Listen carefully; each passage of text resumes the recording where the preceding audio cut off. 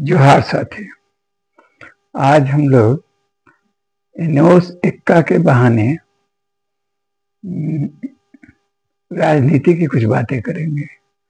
कितनी मजेदार घटनाएं होती है राजनीति में। नोस इक्का का नाम सुने होंगे, अभी बहुत चर्चा में है। कोलेबिरा के विधायक रहे हैं कई बार, और 2005 के बाद से लगातार कई सरकारों में मंत्री रहे हैं। भाजपा, मधु कोड़ा का एक कार्यकाल था थोड़ा, उसमें भी रहे थे वो, और भाजपा के साथ तो रहे ही जब तक कि वो सजा याफ्ता घोषित नहीं हो गया और उनको अंतिम मंत्री पद छोड़ना पड़ा। और ये अब तो जेल जाने की नौबत है। ट्राइबल लैंड के अवैध खरीद फरोख्त के वजह से छोटा नागपुर टेनेंसी एक्ट का उल्लंघन कर उन्होंने जमीन खरीदी है अपनी पत्नी के नाम से कई स्थानों पर, और उनको कुल 7 बरस तक की सजा हुई है उनकी पत्नी की। तो वो सब तो आप जानते ही हैं, लेकिन हम आपको राजनीति का एक दिलचस्प पहलू बताना चाहते हैं। 2 बातें हैं। एक बात तो आज हम पोस्ट पे किए हैं, जिसको आप लोगों ने पढ़ा है, कुछ लोगों ने देखा है, कि छोटा Nagpur tenancy act tribal land की सुरक्षा के लिए बनाया गया था। यह झारखंड में जो भी है 5वीं अनुसूची लागू है, यह विशेष जो भूमि कानून है, उनका मुख्य लक्ष्य यही है कि ट्राइबल लैंड की खरीद फरोख्त बहिरागत बाहर के लोग नहीं कर पाए या दूसरे लोग नहीं कर पाए। और उसमें कई तरह के प्रावधान हैं। जैसे प्रावधान ये है, एक रखा गया कि ठीक है, कोई एक ब्लॉक में है और उस ब्लॉक के कोई दूसरे आदिवासी, माने एक आदिवासी से दूसरा आदिवासी की जमीन आदिवासी खरीद सकता है ये, लेकिन ये है कि वो उसी ब्लॉक का रहेगा, प्रखंड का रहेगा, उसी इलाके का रहेगा वो खरीदार भी और जो विक्रेता आदिवासी भी। तो उसका उल्लंघन कर ये, तो मूलतः तो ये कानून था कि आदिवासी जमीन की लूट को बचाना है गैर आदिवासियों से, ताकि वो न खरीद पाए। और इस टेनेंसी एक्ट का या 5वीं अनुसूची का उल्लंघन कर हम लोग दिन रात देख रहे हैं कि किस तरह से पूरे 5वीं अनुसूची के क्षेत्र में, या जो छोटा नागपुर टेनेंसी एक्ट जिन इलाकों में लागू होगा वहां भी किस तरह से गैर आदिवासी जमीन खरीद रहे हैं, कॉलोनियां बन रही हैं। आपका पूरा रांची शहर ही जो मुंडाओं की जमीन थी जहाँ, और यहाँ पूरा एक शहर ही उठ के खड़ा हो गया है। और कहाँ चले गए आदिवासी? और जो विकास के नाम पर, इंडस्ट्री के नाम पर, और इस तरह की जमीनें सरकार जब चाहे तब ट्राइबल लैंड खरीद लेती है। सरकार का एक फैसला हो गया, नीतिगत फैसला, और हजारों हजार एकड़ जमीन ये हो जाता है, जलमग्न हो जाता है। डीवीसी जैसी परियोजनाओं में हो, चांडिल डैम में आप देख रहे हैं, चाहे और जगह, पूरे देश में ही चलता है। ट्राइबल लैंड का जमीन आसानी से विकास के नाम पर वो हो जाता है। आपके अडानी साहब को छोटा नागपुर टेनेंसी एक्ट का 1957 टेनेंसी एक्ट का उल्लंघन कर हजारों एकड़ जमीन दे दिया गया। और वो तो भाई विकास की बातें हैं, इंडस्ट्री की बातें हैं, और उसको जान दीजिए। मैंने आप आसपास चारों तरफ देखिए ना कि कितना धड़ल्ले से टेनेंसी एक्टों का, ये कानून है, भूमि कानून का उल्लंघन हो रहा है। और वैसे ही एक कानून में जो आदिवासियों की जमीन बचाने के लिए बनाया गया था, और उसका विक्टिम एक आदिवासी ही बनता है, और 7 साल की सजा भी हो जाती है पत्नी के साथ, क्योंकि पत्नी के नाम से नोस इक्का ने जमीन खरीदी थी। लेकिन इसके साथ साथ हम, तो ये तो एक त्रासद पहलू है ही, हम इन्हों सिक्का को बचाएंगे नहीं, ना उसके उनसे हमको कोई सहानुभूति है। उन्होंने जिस तरह से 2005 के इलेक्शन के बाद जिस तरह से भाजपा को सहयोग दिया और जिसकी जिसकी वजह से शिबू सोरेन जो जिसको शपथ राज्यपाल ने दिलाई थी विधानसभा चुनाव के बाद, वो महज 10 दिन के बाद वो विश्वास मत हासिल नहीं कर सके थे, क्योंकि इनोसे का हरिनारायण राय और कुछ निर्दलीय विधायकों को तोड़ने में फोड़ने में भाजपा कामयाब रही थी और इनोसे का इस्तेमाल हुआ था। उसी के बाद से तो रातों रात इनोसे का जो एक साधारण थे, साधारण परिवार के थे, छोटा मोटा पॉलिटिक्स में भी बहुत ज्यादा नहीं सक्रिय थे, कुछ करते थे अपने तरीके से, लेकिन चुनाव लड़े और जीत गए कोलेबेरा से। और उसके बाद उनको किस तरह से वो भाजपा के पक्ष में चले गए, ले जाए गए और वो सरकार विश्वास मत हासिल नहीं कर सकी थी 10 दिन बाद और सरकार गिर गई और इनोसे का अर्जुन मुंडा की सरकार में मंत्री बने। उसके बाद इत्तेफाक से जब बगावत हुआ, मधु कोड़ा के नेतृत्व में कुछ निर्दलीय विधायकों ने फिर बगावत किया, तो उस समय मधु कोड़ा के सरकार भेज रहे थे। उसके बाद फिर अर्जुन मुंडा या जिसकी भी सरकार भाजपा की सरकार फिर बनी, उसमें भी फिर बने, बहुत दिन तक बनते रहे, 2-3 टर्म्स। अंत में हम एक आज दूसरे पहलू से कह रहे हैं बात कि भाई ठीक है, इनोसे का ने तो अपराध किया और सजा पा ली है, और आमतौर पर ये देखने में आता है कि इस तरह के जो कानून हैं, जो इस तरह का जो भ्रष्टाचार निरोधक कानून हो, चाहे अन्य तरह की चीजें जो हैं, उसमें ज्यादातर विक्टिम बनता है वंचित जमात का लोग ही।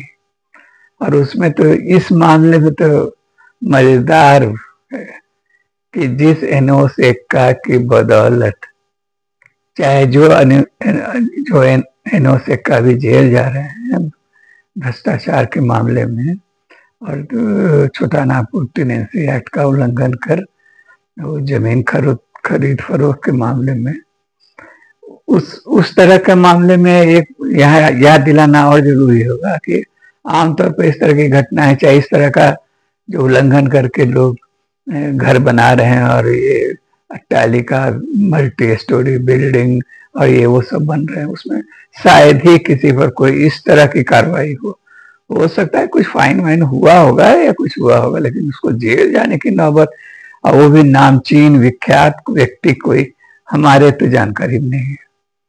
हाँ, लेकिन हाँ इनोसे का एक आदिवासी ही उसका विक्टिम बनता है, और उस कानून का एक विक्टिम एक बार हेमंत सोरेन खुद बन चुके हैं, आप सबको याद होगा।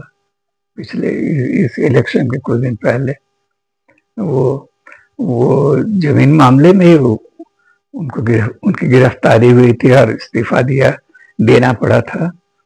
भूमि घोटाला ही था, ट्राइबल लैंड के खरीद का ही मामला था, वो भी कुछ इसी तरह का, और उसमें वो लेकिन प्रूफ नहीं हुआ, कोई आधार नहीं बना। बाद में लोग कोर्ट ने स्वीकार किया और वो जमानत पर मुक्त हुआ, केस एक तरह से खत्म हो गया, चल रहा होगा, पता नहीं क्या है। तो मैंने देखिए कि आदिवासी के रक्षार्थ बने कानून के लिए का उल्लंघन कर धड़ल्ले से जमीनें गैर आदिवासी खरीद रहे हैं, बड़ा बड़ा शहर ही बन जा रहा है। टाटा पूरा शहर ही ट्राइबल लैंड पर है, पूरा रांची शहर ट्राइबल लैंड पर है, बोकारो, धनबाद, इस तरह का जो है आदिवासी मूलवासियों की जमीन पर है। और जो कॉलोनियां यहाँ बन रही हैं वो 5वीं अनुसूची के क्षेत्र में, उनमें कभी आपने सुना है कि कोई टीएनसी एक्ट के उल्लंघन कर दिए किसी पर इतनी सख्त कार्रवाई हुई हो? लेकिन यहाँ हुआ है और उसके विक्टिम बने हैं, तो बनते हैं आदिवासी ही। इसीलिए हम उससे जो पोस्ट फेसबुक पर किए तो उसका शीर्षक ही ये दिए कि मियाँ की जूती मियाँ के सर।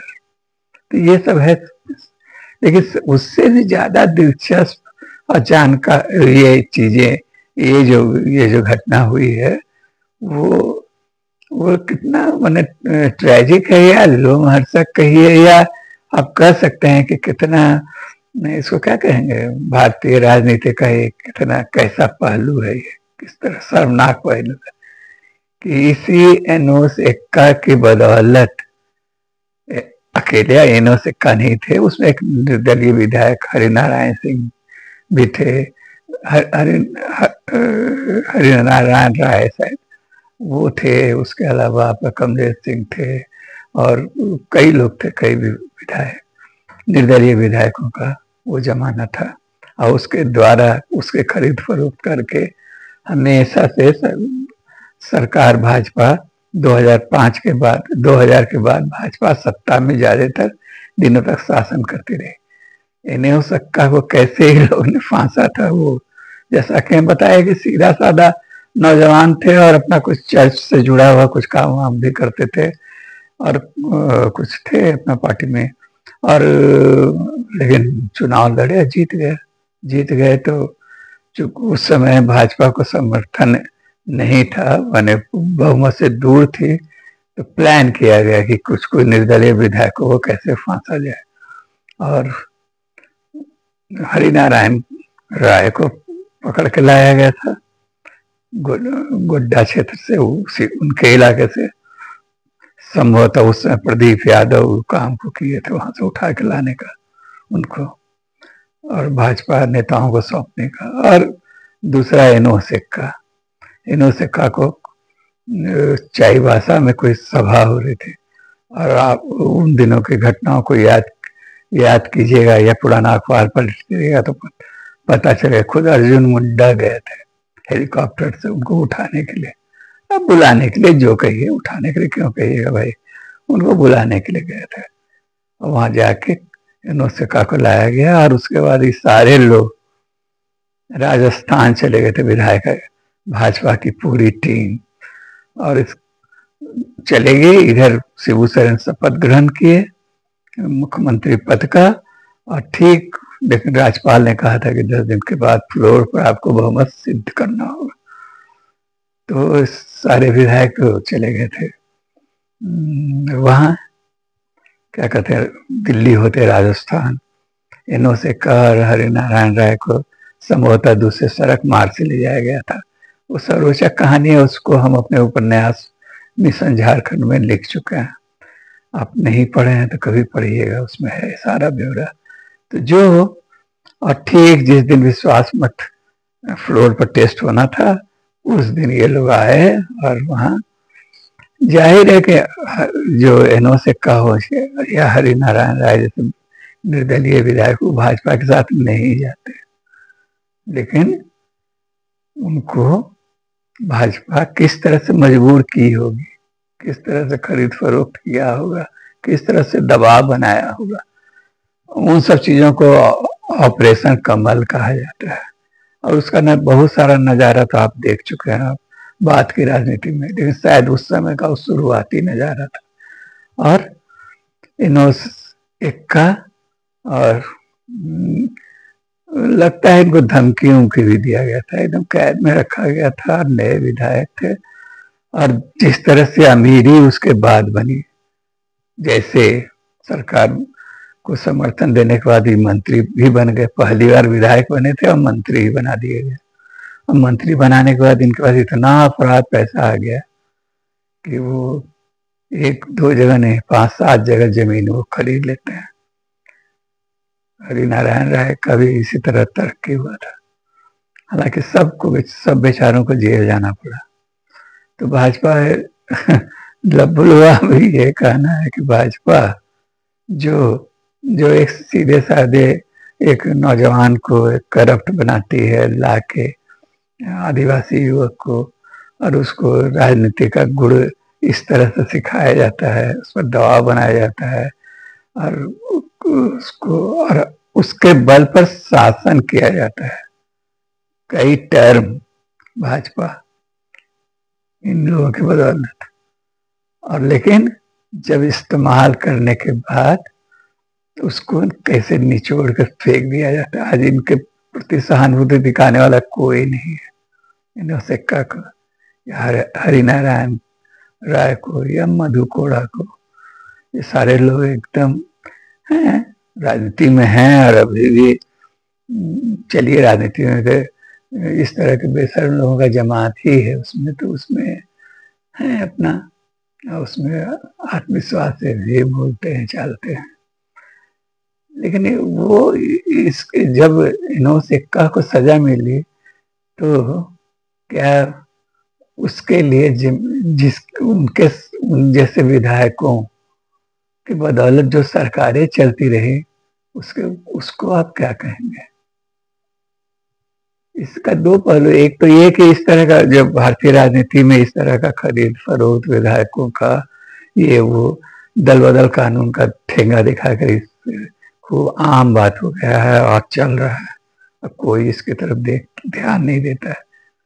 माने हमारे यहाँ क्या है ना कि जैसे मान लीजिए चपरासी चाहे पेशकार या कोर्ट में रहता है, वहां पर बैठता है जज के कुर्सी के नीचे टेबल पर, पेशकार साहब कहते हैं उसको।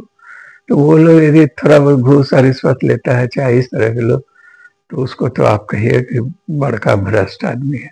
लेकिन बड़े पैमाने पर जो ये खरीद फरोख्त होता है, विधायकों को पैसा देना, पद देना, खुलेआम ये सब चीजें, इसको भ्रष्टाचार नहीं माना जाता है। ये हमारे समाज में हमारी राजनीति में, और इसी के बदौलत भाजपा शासन करती रही है और आगे भी मंसूबा बनाती है। तो उसमें इन्हों सिक्का जैसे चाहे और सारे लोगों को थोड़ा सा इसे सबक हासिल करना चाहिए कि आप टूल तो बनते हैं, लेकिन इसके लिए भी तैयार रहिए कि आपका इस्तेमाल करने के बाद आपको फेंक दिया जाएगा। और खास करके यदि आप वंचित जमात के हैं, यानी आदिवासी हैं, दलित हैं, मुसलमान हैं, इस तरह की जमात से आते हैं, तो आपका तो ये हसर होगा ही। कोई बड़ा लोग और नहीं हुआ उसमें, और भी लेकिन आप गौर कीजिए झारखंड की राजनीति में विक्टिम कौन कौन बना? मधु कोड़ा बना, आपका हरिनारायण राय बना, आपका इन्हों सिक्का बना। इसी तरह के लोग, इसी तरह का जो वंचित जमात का लोग आदिवासी है, उसका इस्तेमाल होता है। और उसके बाद जो सवर्ण राजनीति है उसका इस्तेमाल करती है और उसके बाद उसको डस्टबिन में फेंक देती है। जब उस पर कोई आँच आता है तो कोई मदद करने या पूछने भी उसकी तरफ नहीं जाता है, उसको बलि का बकरा बना दिया जाता है। तो अभी भी जो भाजपा के साथ जो आदिवासी नेता सब गए हैं, उन्हें ध्यान में रखना चाहिए। बाबूलाल तो बहुत बढ़ चढ़ के और रोज एकदम भाजपा के पक्ष में दलील और ये वो करते रहे।